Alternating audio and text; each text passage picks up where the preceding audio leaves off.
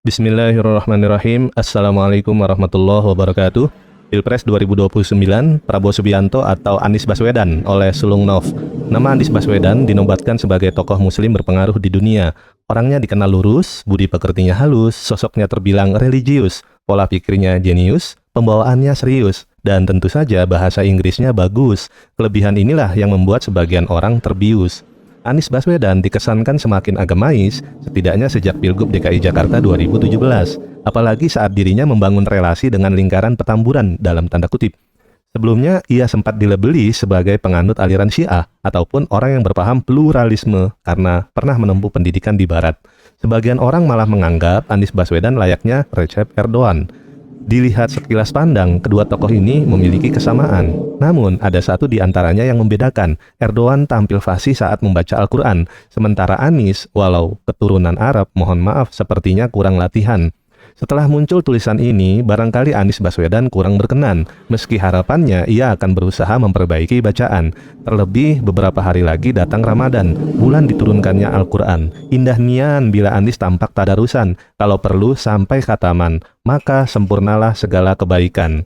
Nama Prabowo Subianto juga dinobatkan sebagai tokoh muslim berpengaruh di dunia. Pendiri partai politik yang patriotik, kepribadiannya unik, meski dididik dalam tradisi militeristik. Sosoknya karismatik, jalan pikirannya futuristik, memahami geopolitik secara holistik, dan tentu saja kemampuan bahasa Inggrisnya otentik. Kelebihan inilah yang membuat sebagian orang simpatik. Prabowo Subianto adalah Presiden ke-8 Republik Indonesia. Sebuah angka magis yang menjadi sebutannya selama ini yakni 08. Ia adalah satu-satunya tokoh nasional yang jatuh berkali-kali tapi tetap bangun lagi. Setelah kejatuhan karirnya di era 1998, ia maju sebagai capres dalam konvensi Partai Golkar 2004, maju sebagai cawapres 2009, maju lagi sebagai capres 2014 dan 2019, dan semuanya gagal. Berbeda dengan Anies Baswedan yang main petak umpet dalam tanda kutip lewat Partai Gerakan Rakyat, Prabowo Subianto membangun Partai Gerakan Indonesia Raya atau Gerindra secara terbuka. Kalau untuk menjadi pemimpin Indonesia mesti lewat partai politik, maka ia menempuh cara itu sebagai jalan ninjanya. Para kadernya dididik di Padepokan Garuda Yaksa sebagai kawah Chandra di muka.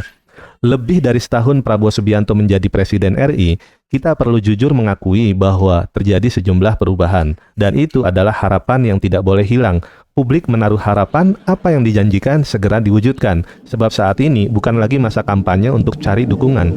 Bisakah Prabowo mewujudkan? Sebab jangan sampai sebutan omon-omon justru jadi bumerang.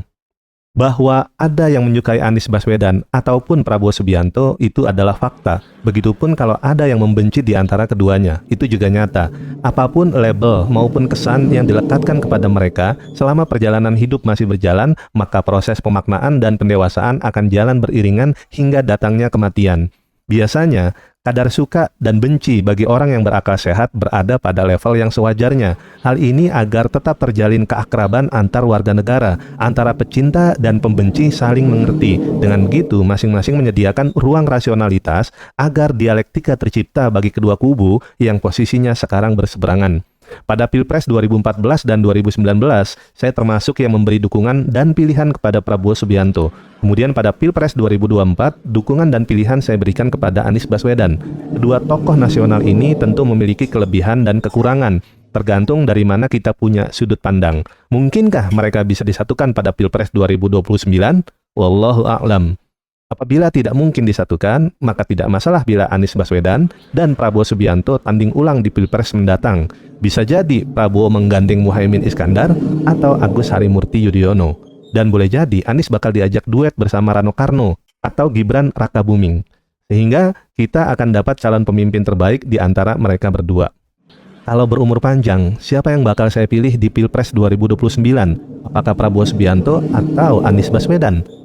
Pada waktu yang tepat tentu akan diputuskan, meski demokrasi ini amat menyebalkan karena rakyat sering ditinggalkan dan tidak diperhatikan.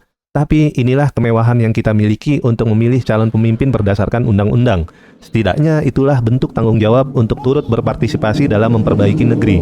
Soal apakah akan terbukti, itu jadi tanggung jawab pemimpin yang terpilih. Bandung 23 Syaban 1447 Hijriah atau 11 Februari 2026.